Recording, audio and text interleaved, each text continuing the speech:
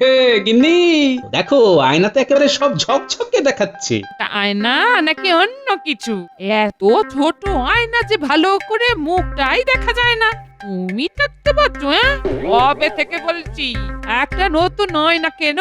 তা না, সারাদিন খালি কিপটেমি। আরে গিন্নি তোমার এবার পাগলের প্রলাপ বকাটা বন্ধ কর বুঝলে। কি তুমি পাগল? ধুৎ ধর। ঠিক আছে, তাহলে দেখো এই পাগল কি কি পাগলামি করে। হ্যাঁ, আরে আরে আরে গিন্নি করছো কি? দিলে তো আমার আয়নাটা ভেঙে। আরে আমি কোথায় ভাঙলাম, তুমি তো আলুটা ছুঁড়ে মারলে। আমি তো আলুটা তোমার দিকে ছুঁড়েছি, তুমি মাথা নিচু করেছো কেন? ও তুমি আমাকে আলু ছুঁড়বে আর আমি দাঁড়িয়ে দাঁড়িয়ে আলুর বাড়ি খাবো? সেটা কি কখন হয়? তোমার সবকিছুতেই না পাড়াবাড়ি বুঝলে। দেখলে তো শেষে আয়নাটাই ভেঙে গেল। হ্যাঁ, এখন তো আমারই সব দোষ। থাকবো না আমি এই বাড়িতে। আজ আমি সারা জীবনের জন্য বাপের বাড়ি চলে যাবো। হ্যাঁ, বাহ বাহ বাহ, ঈশ্বর এত সুখ আমার কপালে লিখে রেখেছিলেন। ও তার মানে আমি চলে গেলে তুমি সুখে থাকবে, তাই তো? মানে না না, আরে, আমি কি সেই কথা বলেছি নাকি? তুমি কি বলতে চেয়েছো সেটা আমি ভালোই বুঝতে পেরেছি। হ্যাঁ, এত অপমান সহ্য করে আমি আর এক মুহূর্ত এই বাড়িতে থাকবো না। হ্যাঁ, বলছি ওই যাবার আগে ওই দুপুরের রান্নাটা করে দিয়ে যাও। পারবো না, এই সংসারে আমি আর কোনো কাজ করতে পারবো না।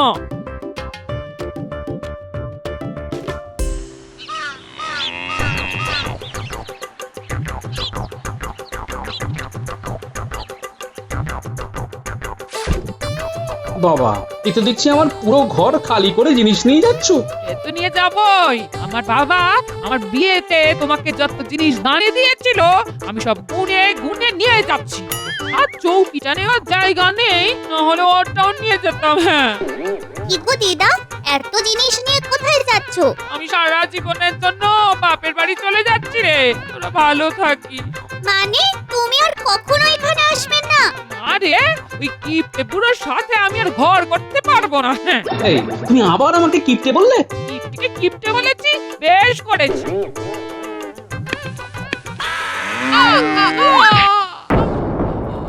আরে আরে গিন্নি কি হলো তোমার? ওরে বাবা রে, কি হবে এবার? গিন্নিকে তো ঘরে নিয়ে যেতে হবে। ওরে ওরে ন্যাপলা পুঁটি গুলটে আয় না। না, হ্যাঁ আয় না। আরো আয় না।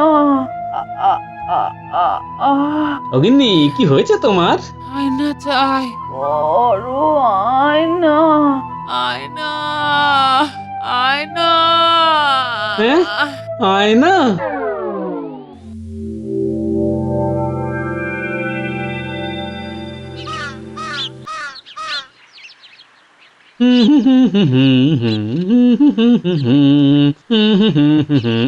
একে গিন্নি কলসি ভর্তি জল নিয়ে কোথায় যাচ্ছ?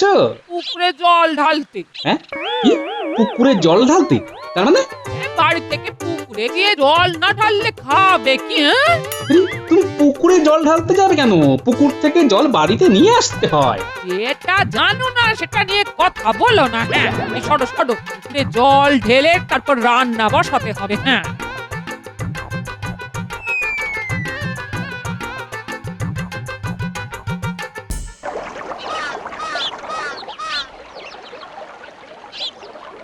কি গো গোপালের বউ, আজ এত দেরি করে জল নিতে আসতে যে?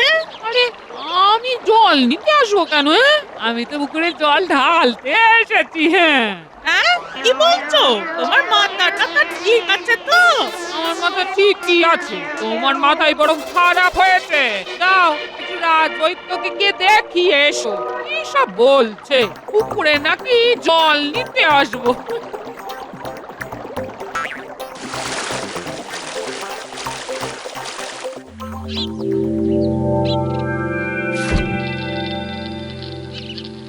আরে ফতুয়ার বোতামগুলো কোথায় গেল? গিন্নি ও গিন্নি, কি হয়েছে কি? এত চিৎকার করছো কেন? আমার ফতুয়ার বোতামগুলো কোথায় বলো তো? বোতামগুলো তো আমি কাল রাতেই সব খুলে দিয়েছি। হ্যাঁ, খুলে দিয়েছো? খুলে দিয়েছো কেন? আরে বোতাম থাকলে ফতুয়াটা পড়বে কিভাবে? আশ্চর্য কথা। আরে কিসব বলছো বলো তো গিন্নি? তোমার কি মাথা ঠিক আছে? হ্যাঁ, আমার মাথা ঠিকই আছে, তোমার মাথাতেই গন্ডগোল হচ্ছে।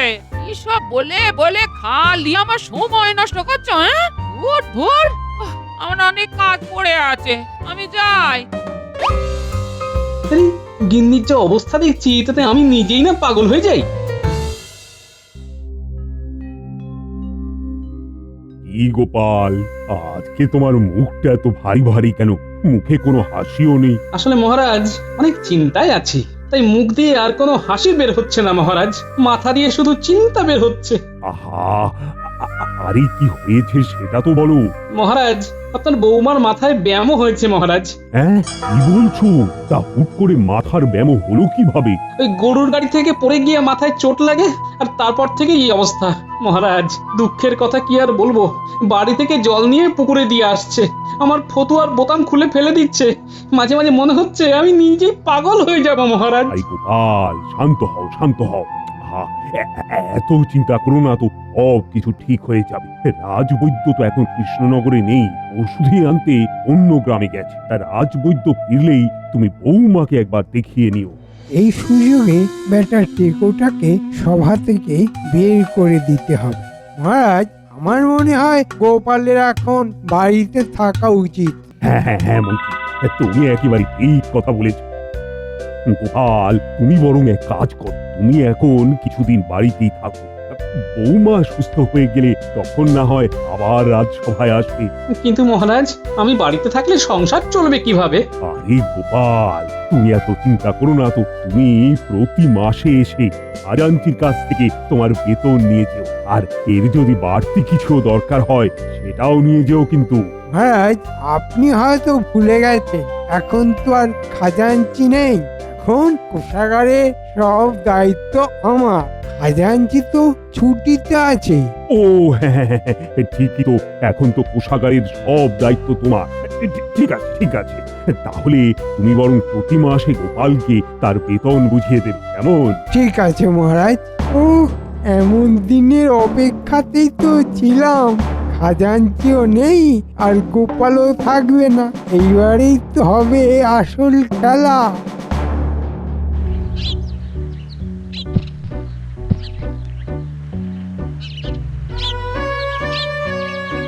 রাজবৈদ্য কেমন বুঝলে?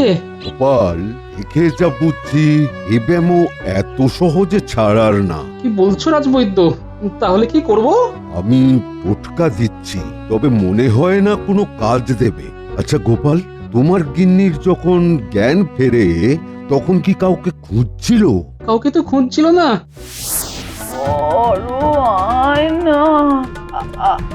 অগিন্নি অগিন্নি, কি হয়েছে তোমার? আয়না চাই, আয়না আয়না আয়না। হ্যাঁ, আয়না? তবে হ্যাঁ, বড় আয়না, বড় আয়না বলছিল। তাহলে তুমি একটা বড় আয়নাই কিনে ফেলো। তোমার গিন্নির মনে বড় আয়না গেঁথে রয়েছে, তাই যতক্ষণ না তোমার গিন্নিকে একটা বড় আয়নার সামনে দাঁড় করাবে ততক্ষণ তোমার গিন্নির এই রোগ ছাড়বে না। হ্যাঁ, কি বলছো রাজবৈদ্য? এটা আবার কেমন রোগ? হ্যাঁ গোপাল, এই রোগ সারানোর এইটাই একমাত্র উপায়। তুমি যত তাড়াতাড়ি পারো একটা বড় আয়না কেনার ব্যবস্থা করো। হ্যাঁ, ঠিক আছে রাজবৈদ্য, দেখছি কি করা যায়। রাজসভা ছাড়ার তো 1 মাস হয়েই গেল। কালই তাহলে মন্ত্রীমশাইয়ের কাছে গিয়ে আমার বেতনটা নিয়ে সোজা বাজারে চলে যাব, তারপর গিন্নির জন্য একটা বড় আয়না কিনে একেবারে বাড়িতে আসবো। এখান থেকে 300 মোহর আর এখান থেকে 200 মোহর, মোট 500 মোহর আজকে আমার ট্যাঁকে ঢুকলো। ও বাবা রে বাবা, এইভাবে যদি চলতে থাকে না তাহলে তো কয়েকদিনের মধ্যেই অর্ধেক রাজকোষ আমার হাতে। মন্ত্রীমশাই আসবো? মানে, ও তুমি গোপাল? তা তুমি হঠাৎ? হ্যাঁ, আসলে 1 মাস তো হয়েই গেল, তাই আমার বেতনটা নিতে এসেছিলাম। ও ঠিক আছে, দাঁড়াও দিচ্ছি। গোপালের এই বাড়িতে বসে বসে বেতন নেওয়া আমি বের করছি। নাও গোপাল। এই মন্ত্রীকে বিশ্বাস করা যাবে না। থলি থেকে এক দুটো মোহর সরিয়েও ফেলতে পারে। মোহরগুলো বরং গুনেই নি।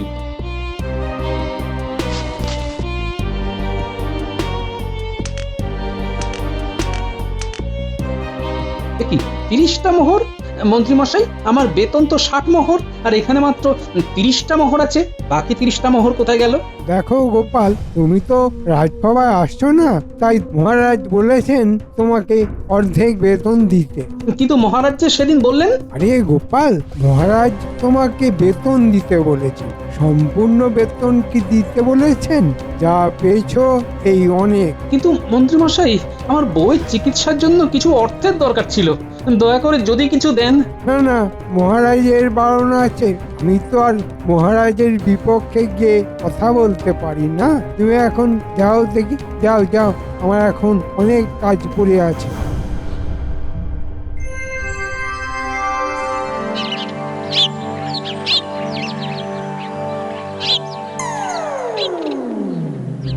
মহারাজ, এই নবাবের খাজনা মেটানোর সময় চলে এসেছে। এদিকে তো রাজকোষ পুরো ফাঁকা হয়ে আছে, খাজনা মেটাবো কি করে? কি বলছো খাজাঞ্চি? রাজকোষ ফাঁকা হলো কিভাবে? মন্ত্রী, ছেড়েছে, এবার আমি কি করব? হ্যাঁ মানে হ্যাঁ হ্যাঁ হ্যাঁ মহারাজ, বলুন বলুন। কি ব্যাপার? রাজকোষের সব অর্থ কোথায় গেল? মানে মহারাজ, কি মানে করছো? যা বলার খুলে বলো। এখন যদি আমি বলি সব অর্থ আমি সরিয়েছি, তাহলে তো মহারাজ আমাকে স্কুলে চড়াবেন। না না, কিছুতেই এ কথা মহারাজকে বলা যাবে না। তাহলে কি করি কি করি কি করি? হ্যাঁ হ্যাঁ, আমি বরং গোপালের নামেই দোষটা দিয়ে দিই। হ্যাঁ হ্যাঁ মহারাজ, এই গোপাল এসেই সব মোহর নিয়ে গেছে। কি? গোপাল?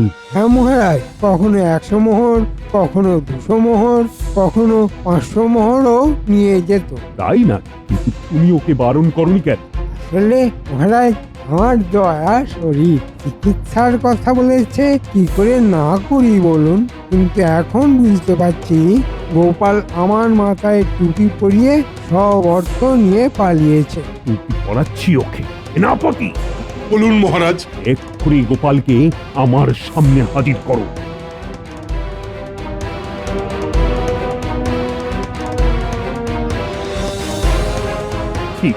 গোপাল, তুমি আমার কথার সুযোগ নিয়ে এইভাবে আমাকে ঠকালে। মহারাজ, আপনি কি বলছেন? আমি তো কিছুই বুঝতে পারছি না। আহা, শিশু কিছুই বোঝে না।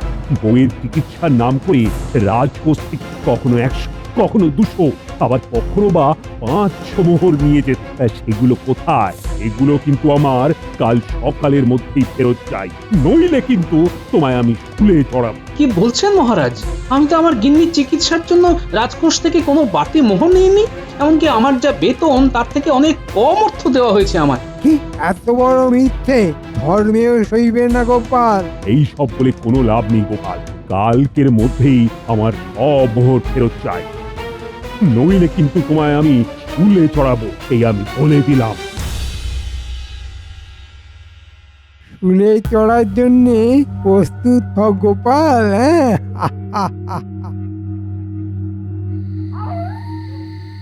এই মন্ত্রী বেটা আমাকে এমন ভাবে ফাঁসিয়ে দেবে আমি ভাবতেই পারিনি। ওই মন্ত্রী সব অর্থ নিজের পকেটে ঢুকিয়ে এখন আমার নামই দোষ দিচ্ছে। ওই মন্ত্রীকে চেপে ধরলেই সব সত্যি বেরিয়ে আসবে। কিন্তু কি করি কি করি কি করি? ইস বাবা, কি বাজে গন্ধ! গিন্নি, এই নোংরা নিয়ে তুমি কোথায় যাচ্ছ? কেন ঘরে? আরে, নোংরা কেউ ঘরে নিয়ে যায় নাকি? তো নোংরা কি লোকে ঘর থেকে বাইরে নিয়ে যাবে? হ্যাঁ, নোংরা তো লোকে ঘরেই রাখবে গো। আমার মাথাটা সত্যি খারাপ হয়ে গেছে গো। হ্যাঁ, তোমার এই নোংরার গন্ধে আমার মাথাটা সত্যি এবার খারাপ হয়ে যাবে। আচ্ছা, এই নোংরা মন্ত্রীমশাইয়ের গায়ে ফেলে দেবার ভয় দেখিয়ে যদি মন্ত্রীমশাইকে চেপে ধরি তাহলে সত্যিটা বললেও বলতে পারে। তাই বরং করি, এই নোংরা নিয়ে মন্ত্রীর বাড়ি যাই। দাও গিন্নি, নোংরাটা আমাকে দাও। কি করবে? আরে আমি ঘরে নিয়ে গিয়ে রাখবো, এত ভারী বালতি তুমি বইতে পারো নাকি? দাও দাও দাও, আমাকে দাও। তুমি বরং যাও, অন্য কাজ করো। আচ্ছা, এই নাও তবে, ঘরে গিয়ে সুন্দর করে বিছানার পাশে রেখে দেবে। আমি যাই, তরকারির খোসা দিয়ে রান্নাটা সেরে ফেলি। হ্যাঁ, তরকারির খোসা দিয়ে রান্না? দেখবে কেমন চেটে খাও।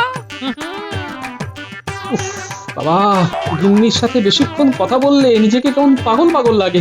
যাই, এবার আমার কাজটা সেরে ফেলি।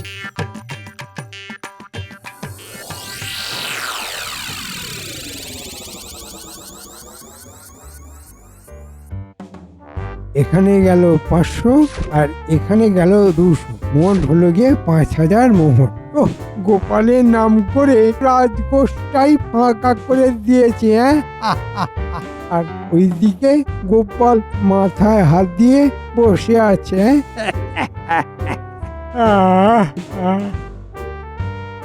না, যাই, এবার ঘুমিয়ে পড়ি। কাল আবার রাজসভায় গোপালের সাজা ঘোষণা হবে, সকাল সকাল যেতে হবে। তাহলে আমার ধারণাটাই ঠিক, মন্ত্রী আমার উপর সম্পূর্ণ দোষ চাপিয়ে সব অর্থ নিজের পকেটে ঢুকিয়েছে। হ্যাঁ, মন্ত্রী ভেবেছে আমাকে ফাঁসিয়ে নিজে আনন্দে থাকবে। হ্যাঁ, কিন্তু মন্ত্রীর সব আনন্দ যে আমি একেবারে নিরানন্দ করে দেব, সেটা মন্ত্রী বুঝতেই পারছে না। উফ, বাক্সটা তো কিছুতেই নিতে পারছি না। না, থামলে হবে না, যেভাবেই হোক বাক্সটা আমাকে নিতেই হবে। উফ, পেয়েছি পেয়েছি, এবার তাড়াতাড়ি মোহরগুলো বেঁধে নি।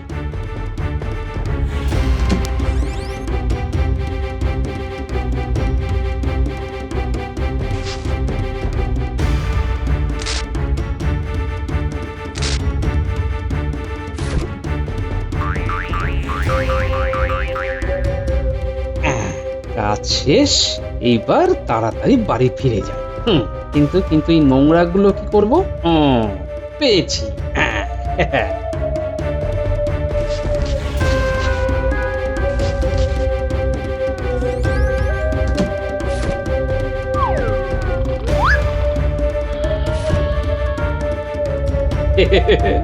এইবার সকালে হবে আসল মজা।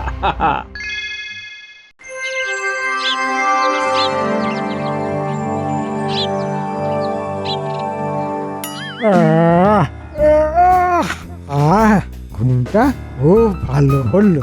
যাই, সকাল সকাল মোহরগুলো একটু দর্শন করে নি, তাহলে দিনটা খুব ভালো যাবে।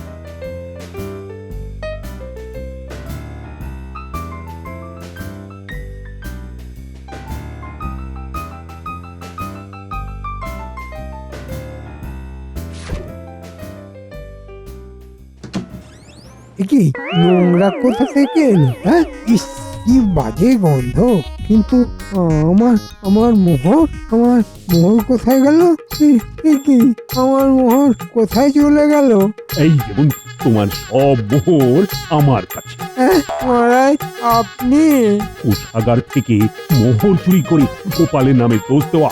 গোপাল আমাকে সব বলেছে। হ্যাঁ, তুমি গোপালকে অর্ধেক মাসের বেতন দিয়ে সেই অর্থ নিজের পকেটে ভরেছ, আর বলেছ আমি নাকি গোপালকে অর্ধেক মাসের বেতন দিতে বলেছি। তোমাকে তো আমি স্কুলে চড়াবো মন্ত্রী। মানে মহারাজ, আমায় ক্ষমা করে দিন, আমার ভুল হয়ে গেছে। আমি আর কোনোদিনও এরকম ভুল করব না, দয়া করে আমাকে ক্ষমা করে দিন।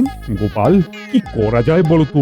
ঠিক আছে মহারাজ, মন্ত্রী মশাই যখন এত করে বলছেন তখন আরেকটা সুযোগ দিয়েই দেখুন না হয়। হ্যাঁ মহারাজ, আর একটা সুযোগ দিন, আমি কথা দিচ্ছি আর এরকম ভুল হবে না। ঠিক আছে, একমাত্র এই গোপালের কথা অনুযায়ী তোমাকে আমি ক্ষমা করে দিলাম। তবে দ্বিতীয়বারে ভুল করলে তোমাকে স্কুলে চড়ানো থেকে আমাকে কেউ আটকাতে পারবে না, এই কথা আমি বলে দিলাম। আর গোপাল, তুমি আমাকে ক্ষমা করে দিও। মন্ত্রীর কথায় আমি তোমাকে ভুল বুঝেছিলাম। না না মহারাজ, ঠিক আছে, ভুল তো মানুষ মাত্রই হয়।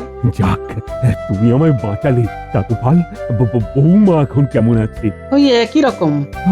তাহলে কি বৌমার এই ব্যামো সারবে না? সারবে। রাজবৈদ্য বলেছে আমার গিন্নির মনে বড় একটা আয়নার ছবি গেঁথে আছে, তাই যতক্ষণ না একটা বড় আয়না কিনছি ততক্ষণ গিন্নি সুস্থ হবে না। এই নাও গোপাল, 200 মোহর। এই দিয়ে বৌমার জন্য একটা আয়না কিনে নিও। আর এটা কোনো দান নয়, মন্ত্রীর এই কূট বুদ্ধি ধরিয়ে দেওয়ার জন্য তোমার পুরস্কার। ধন্যবাদ মহারাজ।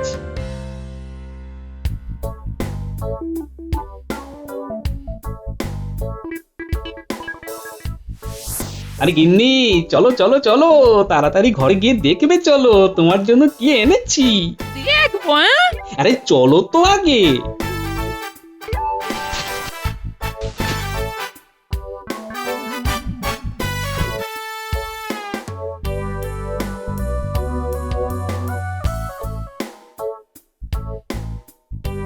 গিন্নি, ও গিন্নি, আরে কি হলো তোমার?